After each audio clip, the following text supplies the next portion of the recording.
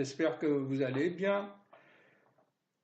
Les expériences de ces derniers jours m'ont beaucoup ému, donné à réfléchir et nous sommes le week-end. Je me suis dit, je vais faire une vidéo avec vous en temps réel et nous allons réfléchir ensemble sur ces situations que la vie nous donne. Il y a 2000 ans, quelqu'un nous avait appris en prière à réciter le dimanche Notre Père qui es aux cieux, donne-nous notre pain chaque jour. En fait, d'après moi, le pain de chaque jour, surtout, c'est les expériences, les émotions, les douleurs, les joies que nous vivons. Et tout ceci va nous aider à évoluer, ainsi que l'éveil de la conscience va atteindre une masse critique sur cette planète et les changements vont se faire. Comme vous le savez, le titre de la vidéo est difficile à trouver. Pourquoi, chers amis? Parce que dans la même vidéo, je compose et je fais la synthèse de plusieurs notions scientifiques, mais ceci avec une autre logique. Ce n'est pas une logique classique que vous avez l'habitude de voir à la télévision chez les journalistes qui, depuis 40 ans, nous parlent de la crise et on est toujours là. C'est une sorte de démagogie pour hypnotiser les citoyens. C'est en fait de sortir du cadre et voir les choses autrement. Je ne récite pas des choses que j'ai apprises. Certes, je me documente sur des bases solides, rationnelles. La science, c'est nous. La science, chers amis, c'est nous, c'est ce que nous vivons, c'est ce que nous observons. On observe les mouvements de la vie. On observe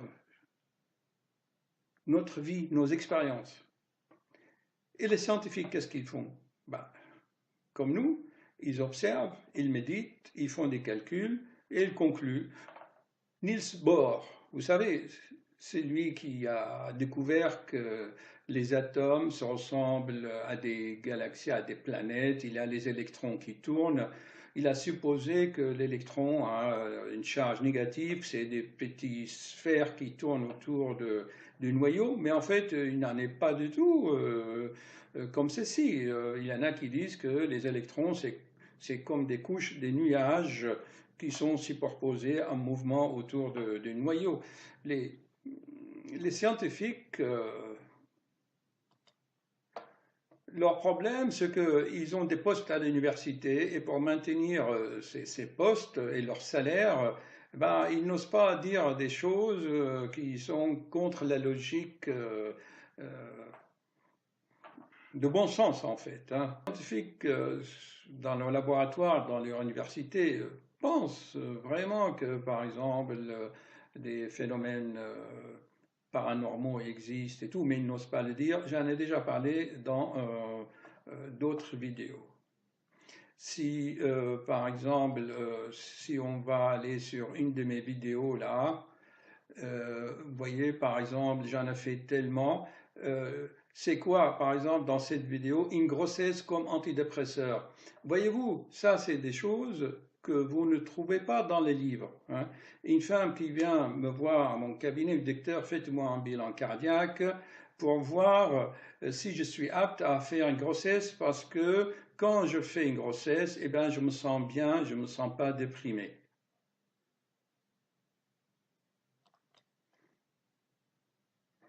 Je vous avais fait aussi quelques vidéos sur comment créer le mouvement dans le cerveau, la prise de décision.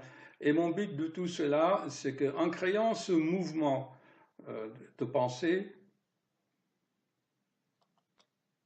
eh bien, on capte plus d'énergie parce que on est obligé, si vous voulez, de se mouvoir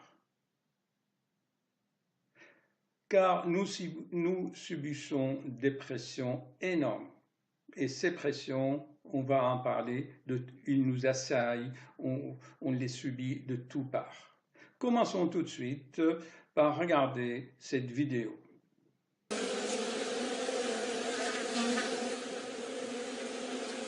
Alors, voyez-vous, nous sommes dans une ville. L'enfant, ça va faire un sujet de notre discussion. Imaginez cet enfant dans ce contexte, on va en parler. Vous voyez ici les câbles d'un tramway, hein, et concentrez-vous bien, voyez les abeilles qui sont en train de se fixer, de faire leur ruche en quelque sorte sur les câbles de haute tension.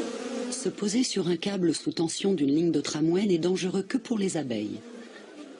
Les passants n'ont pas vraiment de raison de s'inquiéter. Cet essaim n'a pas de miel à protéger et il est très rare que les abeilles attaquent dans ce cas. Voilà, donc chers amis, vous avez vu que les abeilles, là, ils sont désorientés par les champs magnétiques.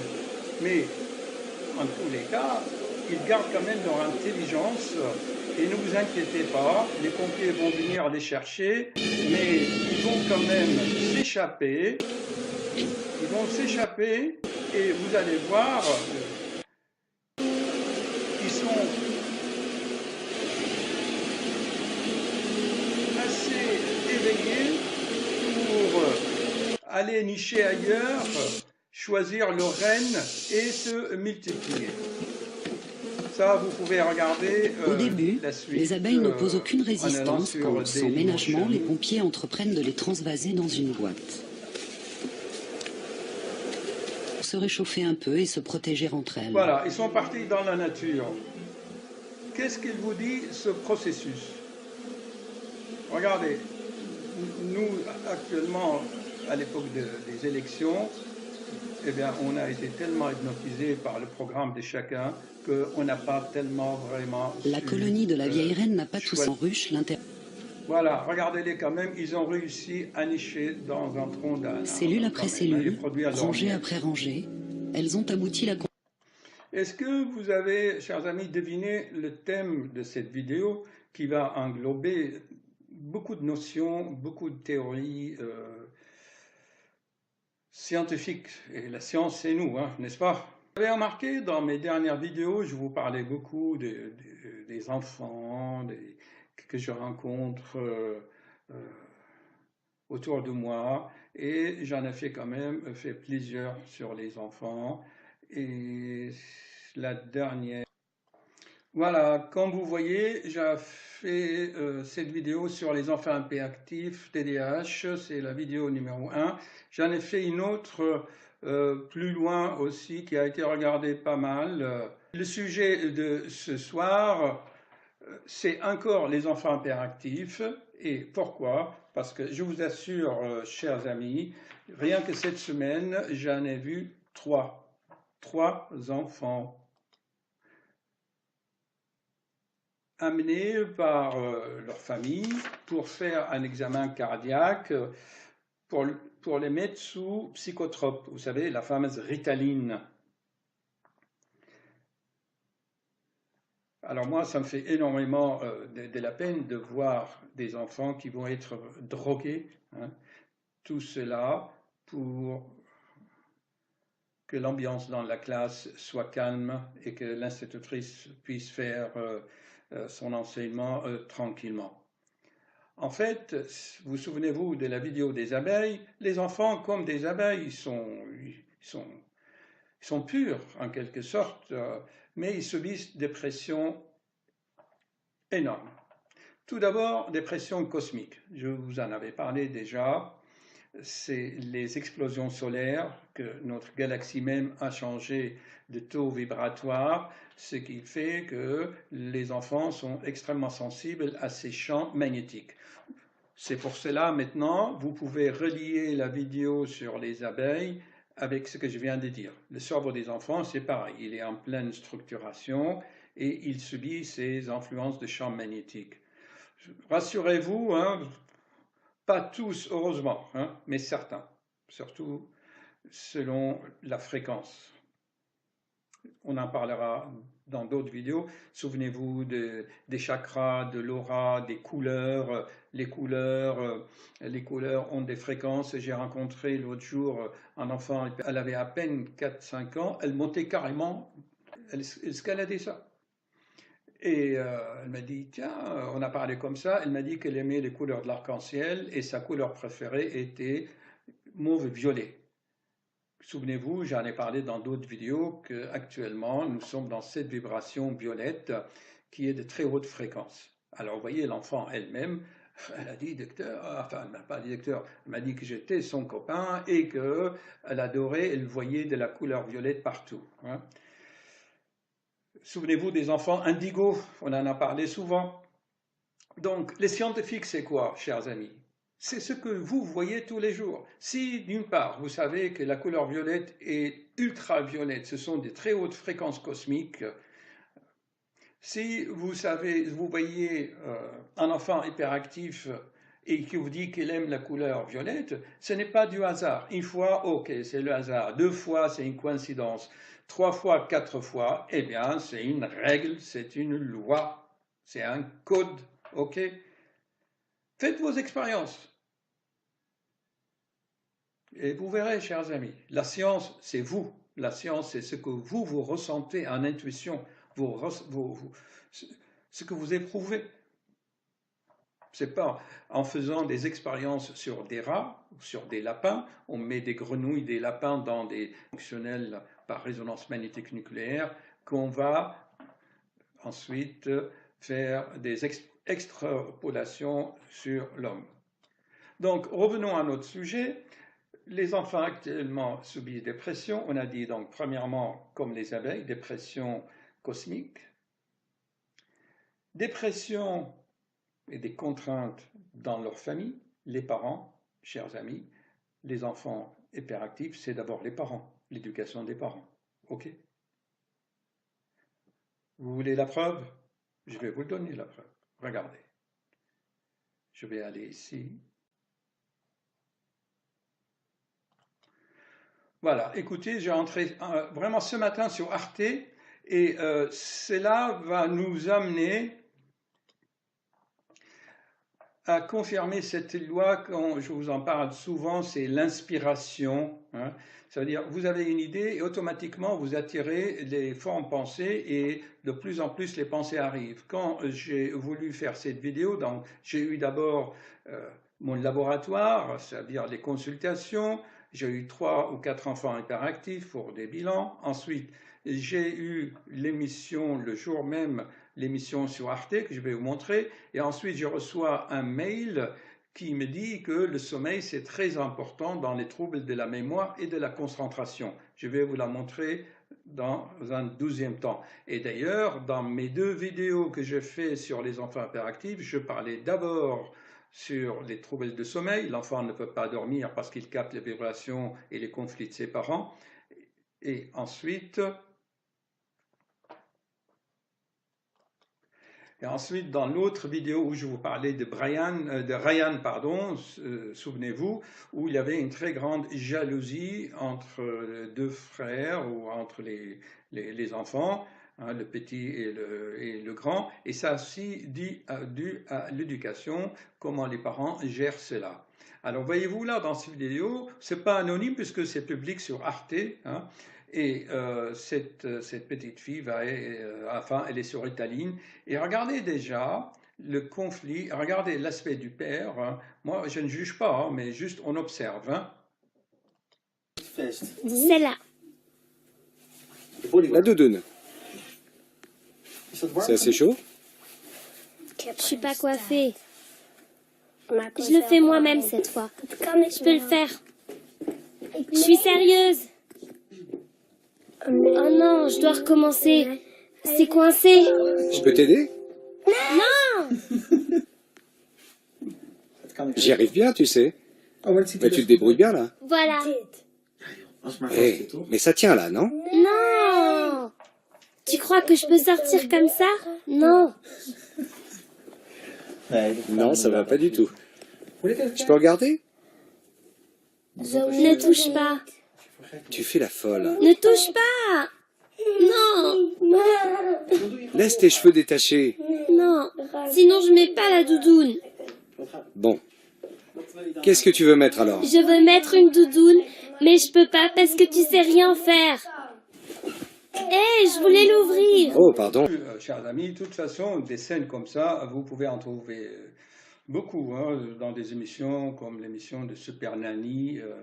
Vous voyez bien que c'est la façon de l'enfant de s'exprimer. Hein, ça ne l'intéresse pas. Et puis, comment voulez-vous qu'en classe, il soit tranquille? Même avec la Ritaline, bon, l'enfant se calme un peu parce qu'il est tellement fatigué que la Ritaline va le booster un peu, mais on ne traite pas l'essentiel, on ne traite pas la cause principale. J'ai fait une vidéo là. J'ai fait cette vidéo pour expliquer que nos enfants ne sont pas vraiment notre objet d'amour, ce pas des poupées. Hein. Certes, cette façon ne plaît pas à tout le monde, mais n'empêche que si vous observez bien, comme je l'ai répété souvent, je l'ai dit souvent, observez quand vous voulez embrasser un bébé, le bébé se tourne la tête. Là, dans le coffee shop à côté, j'ai vu encore un psychodrame, une jeune fille 12-13 ans, à côté de moi. La grand-mère l'a bichonnée, tenait ma main. Oh, ma chérie, mon trésor, mon cœur. Elle a commencé à la gaver. Tu fais ça, ne fais pas ça. Il lui a interdisé Facebook. Ensuite, la grand-mère est partie. Elle a eu sa mère. Elle s'est assise en face d'elle. Elle l'a encore la gavée. Tu fais ça, tu ne fais pas ça, ma chérie, machin. Ensuite, elle a eu sa copine. Oui, qu'est-ce que tu fais? Alors, voyez-vous, l'enfant. Moi, ce que je vous propose, chers amis, c'est d'observer et de réfléchir à tout cela. Hein. Quand Gandhi a libéré l'Inde, comment les Indiens se sont débarrassés de la colonisation des Anglais? C'est pas par la force, mais par l'intelligence. Hein. Tout simplement, Gandhi, il a dit à son peuple, n'achetez pas les tissus fabriqués par notre propre coton que les Anglais achetaient pour des broutilles. Ils ramenaient le coton dans les usines de textiles à Liverpool, en Angleterre ou ailleurs. Ils fabriquaient des vêtements, ils revenaient nous les vendre. Hein. D'ailleurs, ça continue jusqu'à maintenant. Hein. Le système n'a pas tellement changé. Hein. Les enfants ne sont pas des objets d'amour. Pourquoi? Parce qu'ils deviennent ensuite des tyrans. C'est l'enfant roi, tyran. Vous allez voir que dans la vidéo que j'ai filmée en temps réel à mon cabinet, hein, l'histoire de l'enfant M, Matisse, c'est anonyme, hein, Matisse, tout le monde peut savoir, beaucoup de gens peuvent s'appeler Matisse. Et vous allez voir à quel point hein, il donnait même des ordres à son père, et son père ne disait rien. Et il m'a dit, docteur, c'est la première fois que quelqu'un lui parle comme vous lui parlez, nous on n'osait pas. Hein. Et son père était tellement contrarié qu'il a fait un accident vasculaire cérébral. Hein, là, chers amis, pour les quelques parents ou les quelques ados qui veulent réfléchir à la question, il faut connaître pour cela la vraie nature de l'être humain. Je l'ai répété déjà dans d'autres vidéos sur l'obésité, par exemple. Vous voyez, il y avait une vidéo intitulée « Comment perdre des kilos sans yo-yo » et là, je parlais de la vraie nature de l'être humain. L'être humain doit savoir qu'il est composé de plusieurs plans et à chaque plan, il a ses vibrations. L'être humain, c'est un noyau de conscience autour de laquelle il y a de chair, du sang, de l'os. Et ce noyau doit évoluer et se réveiller parce qu'il est endormi. L'être humain, par nature, n'aime pas l'effort. Il s'endort. Il faut qu'il soit confronté aux expériences de la vie pour qu'il puisse développer sa conscience. N'en parlons pas dans d'autres pays où les enfants sont utilisés pour payer la retraite des parents. En Chine, il y a des familles qui achètent des garçons pour que plus tard qu'ils subviennent à leurs besoins. En Amérique du Sud, là, j'ai vu un reportage sur des enfants qui travaillent dans les stations-service. Enfin, les enfants ne sont pas des objets pour faire vivre, ou ce n'est pas de futures personnes qui vont s'occuper de vous quand vous serez à la retraite dans votre maison de retraite. Ce n'est pas parce que vous l'avez éduqué, vous l'avez payé des études, que vous avez investi entre deux guillemets, que vous devez attendre un retour. Vos enfants ne sont pas vos enfants. Ils sont des esprits libres. La qualité, la vraie nature de l'être humain, c'est la liberté et la curiosité. Il veut explorer d'autres mondes. Et ça, c'est instinctif. Le fait que les parents veulent protéger leurs enfants, c'est tout à fait naturel et c'est instinctif. Mais, à la différence de l'animal, l'être humain doit laisser partir. Admirons ce que je viens d'enregistrer. Alors, je vais vous le montrer. Regardez. Si cela ne suffit pas pour le ramener sur le droit chemin, la mère l'attrape par la peau du cou, ce qui a pour effet de l'immobiliser. Un mode de portage pratique et indolore.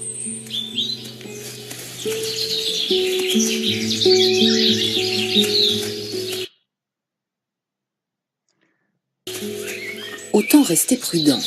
La mère met le petit bien à l'abri au fond de la tanière.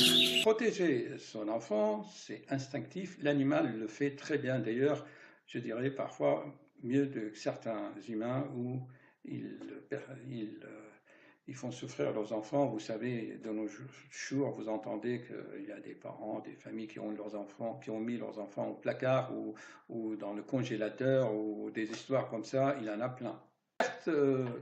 Beaucoup d'internautes ne seront pas d'accord. Mais vous voyez, je n'ai rien inventé, hein, ce n'est pas moi qui fais ça, c'est la nature. Que ce soit les abeilles, le lynx, c'est l'instinct de protection de ces enfants, c'est un instinct animal naturel. Chez l'être humain doit dépasser cela. C'est la vérité, il faut l'observer. L'enfant en lui-même ne veut pas. Et s'il est hyperactif, s'il ne se concentre pas à l'école, s'il a des troubles de mémoire, c'est tout simplement c'est sa façon à lui de vous dire « je t'emmerde, tu m'énerves, laissez-moi vivre ma vie ». Ok, nous avons un certain devoir jusqu'à un certain âge de protection, de nourriture, d'éducation, pas dans le but, dans ce sens que cette notion qu'il faut attendre des retours plus tard. Voilà le problème chez l'être humain. L'animal, lui, il le fait, il n'entend pas de retour, de gratitude, de reconnaissance, l'animal. Mais l'être humain fait la même chose que l'animal, mais il ajoute quelque chose, à mon sens, de négatif, hein, ce qu'il attend en retour que l'enfant le remercie. Ou, vous vous souvenez d'une patiente qui était à mon cabinet et qui m'avait dit, vous vous souvenez, je le répète souvent d'ailleurs, c'est de la répétition, hein, chers amis, l'enseignement, parce qu'il faut intégrer toutes ces notions, mais c'est toujours les mêmes principes qui reviennent. Hein. Ces vidéos que je fais, chers amis, sont vraiment à refaire. Je vais les refaire en anglais, hein, pour qu'il y ait une définition mondiale. Et là, pour l'instant, on travaille ensemble. Si vous avez des réflexions, des idées positives, s'il vous plaît, n'hésitez pas à me contacter sur Messenger ou sur ma page Facebook. Donc, chers amis, nous allons faire une vidéo tout à fait anonyme. À peine que j'ai commencé la vidéo, ce que la personne dit non, non, ne pas nous filmer, elle a déjà présupposé tout cela.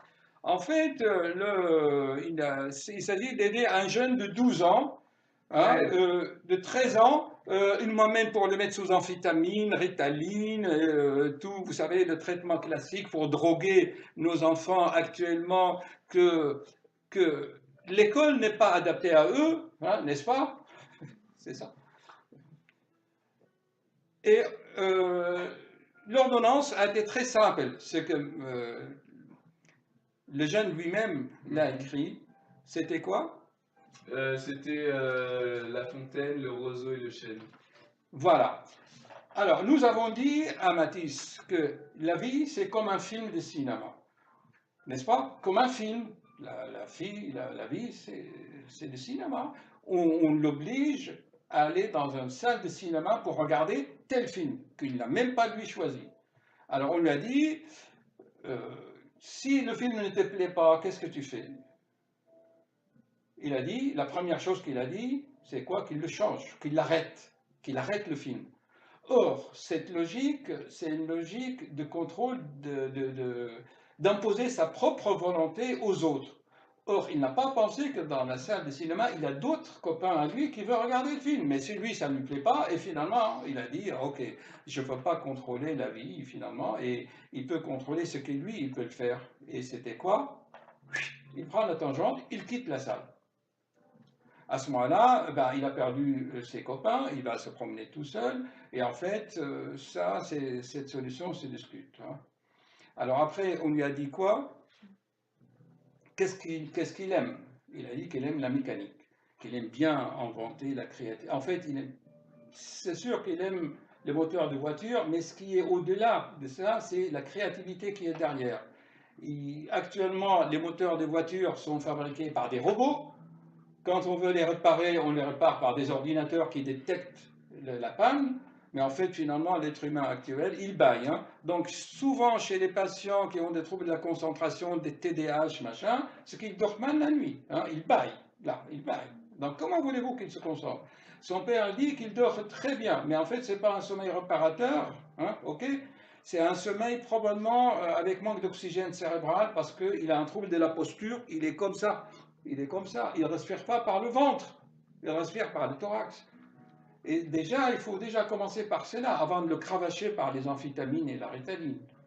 Bon, on reprend. On reprend l'histoire, ça c'était un aparté. Donc, il a dit finalement qu'il va quitter la salle. Mais on lui dit, Matisse, il a des choses qui sont sous ton contrôle, il a des choses qui ne sont pas sous ton contrôle. Or, si tu veux, en général, les psychotiques, les névropathes, surtout les psychotiques, ils veulent contrôler le monde. Ils veulent imposer leur monde. Ils ont imposé leur philosophie, imposé leur logique au monde. Il y a des exemples comme ça. C'est qui? C'est les tyrans. C'est Hitler qui voulait imposer sa vision au monde, qui veut tuer les gens parce que ça ne lui plaît pas, qui veut faire ça, voilà. Ou il y a bien d'autres fous hein, dans le monde comme ça. Il y en a plein hein, comme ça. Hein. Bon, on lui a dit qu'il peut contrôler juste son skate, hein, ce qui est sous son contrôle. Voilà. Et finalement, l'ordonnance a été très simple. C'était une fable de La Fontaine. C'est le chêne et le roseau. D'accord? C'est que si on ne veut pas s'adapter à cette société, il est intelligent. Or, déjà, la société casse déjà l'enfant. Alors, son père a dit que le roseau se plie. Matisse a dit que le roseau se courbe. Voilà. Eh bien, il y a une fierté qu'on ne veut pas se courber. Hein. C'est ça le drame, c'est qu'il y a l'ego actuellement est tellement développé, le mental est tellement développé qu'il devient l'ego, il ne faut pas le toucher, il ne faut pas le blesser, on a une hypertrophie de l'ego. On ne veut pas se courber ni se mettre, parce que c'est la façon de le dire, sans amour. Chers amis, internautes, il faut de l'amour dans toute chose. C'est la façon de le dire, s'il te plaît Matisse. On ne sait pas dire s'il te plaît Matisse, on dit courbe-toi, plie-toi à la société. Voilà. Si on le demande gentiment, peut-être avec... Il y a des enfants qui se roulent par terre parce qu'ils ne savent pas dire s'il te plaît. S'il te plaît, maman, achète-moi un jouet. Non, qu'est-ce qu'ils font? Ah, ils pleurnichent et ils se roulent par terre. C'est leur façon de dire s'il te plaît. Ils croient que par la violence, par la force, ils veulent obtenir. Hein? Ok? Donc ça, c'est une façon de communiquer qui est malsaine. Moi, je dis à Matisse, je suis rentré dans sa logique, je dis le roseau, il ne se plie pas, le roseau ne se court pas. Le roseau, il est intelligent parce que dans le roseau, dans la plante, les cellules sont comme le paramétrage des téléphones, c'est une roue dentée. Hein. Et en fait, je suis rentré dans sa logique, c'est que le roseau a une mécanique, il a des petits moteurs cellulaires, d'ailleurs comme le tournesol. Comment le tournesol tourne avec le soleil? Comment? Personne ne s'est posé la question. C'est mécanique, non? Parce que dans la tige de tournesol, les cellules qui sont en face du soleil, ils poussent plus vite que les cellules qui sont derrière. Donc, si tu prends dans la tige, tu as deux rangées de cellules, une qui pousse plus fort et l'autre pousse moins vite. Donc, elles se courbent. Donc, il y a une mécanique cellulaire derrière. On ne se courbe pas, on ne se plie pas. Il y a de l'intelligence de la nature derrière. Et Idriss Aberkan appelle cela le biomimétisme, ça veut dire que la nature est très intelligente. Okay? Donc, le roseau est intelligent. Il ne se développe pas seulement sur 2 rangées, mais sur tout. Donc, il s'adapte. Non plus, moi je dirais. Non, je dirais ni il s'adapte, il ne se plie pas. Qu'est-ce qu'on peut dire, chers amis? Il suit ce qui se passe. Et quoi encore? Moi, j'utilise qu'il utilise son intelligence, qu'il met de l'intelligence, il est intelligent, il veut éviter qu'il se casse. Bien sûr. Donc, la survie, il utilise des stratégies, moi je dis, il utilise des stratégies intelligentes pour survivre, pour ne pas casser. S'il est cassé, il est cassé. Hein. L'enfant Souchite, lui, il se jette des 5e étages en croyant qu'il y a un monde virtuel qui va le recevoir. Il casse ses os, il casse sa colonne. Hein. Donc, pour finir, eh bien, c'est simple, il faut observer l'enfant. D'abord, il respire mal, il ne respire pas physiologiquement, il se plie, okay, il dort, peut-être pas un sommeil. Il a dit, il se plie parce que lui-même, il se plie, il est comme ça. Il est comme ça, inconsciemment. La tête est en avant. Bon, ensuite, pour finir, elle utilise l'hémisphère droit et pas l'hémisphère gauche. Pourquoi? Monsieur le scopate, regardez, il baille encore. Mais parce qu'il est gaucher. Oui, c'est ce que j'allais dire, qu'il est gaucher. Il est gaucher, donc il utilise voilà, l'hémisphère droit. Et alors, qu'est-ce que ça vous dit, tout cela? Mais qu'il a besoin de passer par des chemins à lui aussi. Hein. Non, parce que la solution, il l'a trouvée, lui, parce qu'il est intuitif. Oui, il vit la nature. Intuitif. Ça veut dire que c'est l'hémisphère droit, c'est l'imagination, c'est la créativité. OK? D'accord? Mais il a trouvé lui-même l'ordonnance. Il veut faire de la mécanique analytique. Il veut utiliser l'hémisphère gauche. C'est pour ça qu'il veut faire de la mécanique. Il a déjà l'imaginaire, il a déjà la créativité. Bon, il dit oui, mais maintenant, en fait, au fond de lui-même, l'être humain par nature, il est feignant. L'être humain par nature est feignant. Ça, je vous le dis, il faut le savoir. Par nature, l'être humain, comme ça. Maintenant, il faut le motiver. Et alors, pour le motiver, qu'est-ce qu'il faut faire? On revient au point de départ. Et bien, pour le motiver, il nous reste que le roseau. Hein. Ça veut dire, pour un certain temps, eh ben, tu dois utiliser peut-être cette façon d'intelligence du roseau pour arriver à tes moyens, pour arriver à être créatif, pour arriver à créer des moteurs. Eh ben, il y a peut-être quelques petites contraintes à subir, pas à subir, mais dire, à être intelligent de les accepter. Je donne mon exemple pour finir. Je voulais être cardiologue, médecin. Bon, il y avait les statistiques, il y avait la biochimie, machin, je n'aimais pas. Mais comme je suis très intelligent, je me suis dit, pour être médecin, il faut se farcir déjà ce que je n'aime pas. Bon, ce n'est pas les matières les plus importantes. Il y avait quelques matières. À l'époque, je n'aimais pas du tout la psychologie, j'étais très cartésien. Bon, j'ai redoublé 2 fois en psychologie, j'ai passé en septembre. Mais bon, j'ai dû accepter. Et pour finir, chers amis, internautes, pensez toujours que la rose, la nature, n'a pas créé la rose toute belle, toute seule. Qu'est-ce qu'il a mis dans la rose, dans le tige? Qu'est-ce qu'il a mis? Mécanique. Bravo. Et quoi comme mécanique? Mécanique plantaire. Oui, et quoi? Si tu touches une rose, chut, laisse-le. Ah, de défense. Et quoi cette défense? Comment il est? Regardez, chers amis, comment essayer de coacher quelqu'un pour l'emmener. Alors son père veut l'aider, sa mère veut l'aider. Qu'est-ce qui a donné la nature à la rose, qui est magnifique? Il lui a donné quelque chose mécanique pour se défendre, pour quoi? Qu'est-ce qu'il lui a donné? Il faut lui offrir aujourd'hui, tout de suite, là, en sortant, une rose. Une rose, mais naturelle. Oui. Allez, Mathis, tu le sais, mais tu ne veux pas dire. Non. Tu as déjà touché une rose? Ouais, tu vas offrir des roses à ta copine, plus tard, à ta femme, à ta... Tu prendras une rose. Alors tu vas le découvrir toi-même. On ne te dit pas, ta mère va t'acheter une rose et tu vas le découvrir toi-même. Merci chers amis, à méditer. Je suis pour la méditation par la réflexion et pas la méditation. Hein? Chers amis, bonsoir.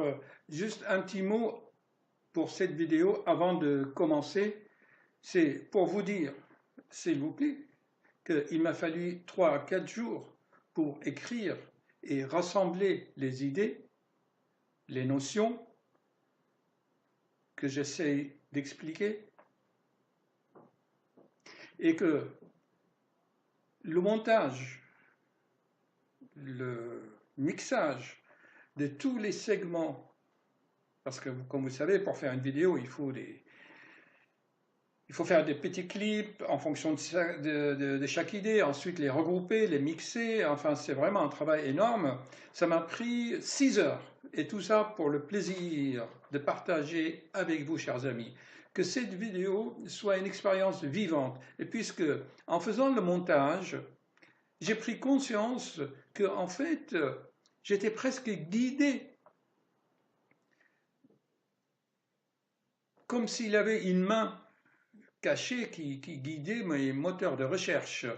Et je viens, en faisant le montage, je viens de prendre conscience que, à un moment donné, je parle d'une couleur, et que cette couleur, je me suis rendu compte que une petite fille portait un manteau de même couleur. En regardant le montage, je dis c'est incroyable. Pendant le travail, je m'étais pas rendu compte, mais ce n'est qu'après, je dis tiens, voyez-vous, c'est vraiment extraordinaire. Je vous laisse travailler. J'espère que cette vidéo sera pour vous vraiment une expérience vivante. À un moment donné, je parlais de Idriss Aberkan, et j'avais, en faisant le montage, j'avais oublié de vous l'enregistrer. Donc, je vous le remets. C'est juste un petit passage intéressant. Tenez. Et ça te prouve à quel point, en fait, c'est quoi l'idée? Les jeux, ça capte l'attention. Tu vois, un jeu, si tu veux capter l'attention, si tu veux capter l'attention de quelqu'un, un jeu, c'est super. Dans l'Antiquité, il y avait les Jeux Olympiques. Les Grecs, ils ont inventé ça. Dans l'idée, c'est toutes les cités, elles se faisaient la guerre. Bah non, on va faire les Jeux Olympiques, tout le monde regarde, il y a la paix. Les Romains, derrière, ils ont fait les Jeux du cirque. Même système. On veut avoir la paix, on veut que les gens regardent un truc, comme ça, ils vont pas... c'est du pain et des jeux. C'était le truc à Rome pour pas qu'il y ait la guerre, du pain et des jeux. C'est ça qui donnait à manger au peuple et des jeux, et donc du coup, il n'y a plus de guerre. Merci de cette super reprise. Je recommande à tout le monde de voir Gladiator. Je touche 10%. Je touche 10% sur chaque Blu-ray vendu. Alors, bon, t'avais, voilà, les Romains, du pain et des jeux. Ensuite, bah, nous, c'est pareil, si tu veux, quand on veut vendre de l'heure d'antenne, par exemple, une chaîne de télé, bah, elle va mettre des jeux. Elle va mettre un jeu télévisé, ou bien elle va mettre du foot, qui est un jeu. Une finale de Coupe du Monde, elle capte beaucoup plus d'attention en une fois que tout le monde universitaire en 10 ans. Ouais. Et c'est pour ça que Karim Benzema est beaucoup mieux payé que moi. Non, mais rigolez pas, c'est pas censé être drôle, les gars. C'était pas une vanne, en fait, on est d'accord. Et si tu veux, derrière, t'as aussi l'idée toute conne qu'un stade, tu peux faire des stades de 80 000 personnes, tu feras jamais un amphi de 80 000 personnes. T'as déjà vu une salle de classe de 80 000 personnes, toi? Ouais, non, c'est sûr. Pas. Donc, si tu veux, les jeux sont très bons pour capter l'attention. Donc, cette nana, elle s'appelle Jane McGonigal, elle a dit, donc c'est une de mes 5 fantastiques que je cite dans le livre, je vais pas tous les faire, mais elle est super importante. Et elle dit, bah, écoutez, regardez comment les jeux, ça arrive à capter l'attention, donc il faut enseigner avec. Parce que les jeux, ils arrivent à capter l'attention. Et effectivement, quand on enseigne avec les jeux, bah, les gens sont plus performants. Je vais citer juste un exemple. On sait par exemple, tu vois, il y a une tâche en médecine, il y a un style d'opération en médecine où tu opères avec des manettes. Tu opères avec des manettes et un écran. Et ça s'appelle la chirurgie laparoscopique, il faut une manette et un écran. Bah, on s'est demandé si les médecins qui jouent aux jeux vidéo seraient pas meilleurs, parce que tu as une manette et un écran. Oui, ouais. Alors on a pris les médecins qui jouaient à Call of Duty, ils sont 35% plus performants sur cette chirurgie, à tel point que l'étude dit, si vous devez passer cette chirurgie, demandez à votre médecin s'il joue aux jeux vidéo. Ah ouais. Putain, c'est énorme, c'est rigolo ça. Grave.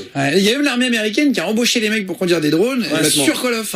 Il y a des entreprises qui embauchent en fonction de ton score à des jeux vidéo. Complètement, ça aussi, de plus en plus. C'est vrai. Google qui recrute, Google recrute des joueurs là sur StarCraft, donc StarCraft 2. Alors StarCraft 2, c'est quand même un jeu qui est culte en Corée. Je connais pas moi StarCraft. C'est un jeu de stratégie, si tu veux, où t'as des mecs qui peuvent gagner 6 millions de dollars en compétition sur ce jeu. C'est combien? Putain, j'ai raté moi. Rallume le PC. Qu'est-ce que tu ferais, David, 10 ans si t'avais 6 millions de dollars? Si j'aurais 6 millions de dollars, déjà... oui, si j'avais, désolé. 6 millions de dollars... Bon, écoutez, on va arrêter là. Donc, vous l'avez connu, c'est Idriss Aberkan, avec son livre, que je vous le conseille vivement, c'est « Libérez votre cerveau ». Vous trouvez ça dans les Fnac, c'est extraordinaire. Voici donc une idée pour attirer l'attention des enfants. Il faut que les directeurs des écoles en prennent note et que les enfants soi-disant hyperactifs, qui ne sont pas concentrés, qui ne mémorisent pas, trouver de la concentration, TDAH, écoutez, le problème n'est pas là. Hein. Ok, chers amis. Et il y a autre chose aussi que je voulais vous dire, j'en parle aussi dans la vidéo, c'est dans mes mails, je vous avais dit que j'avais reçu un mail.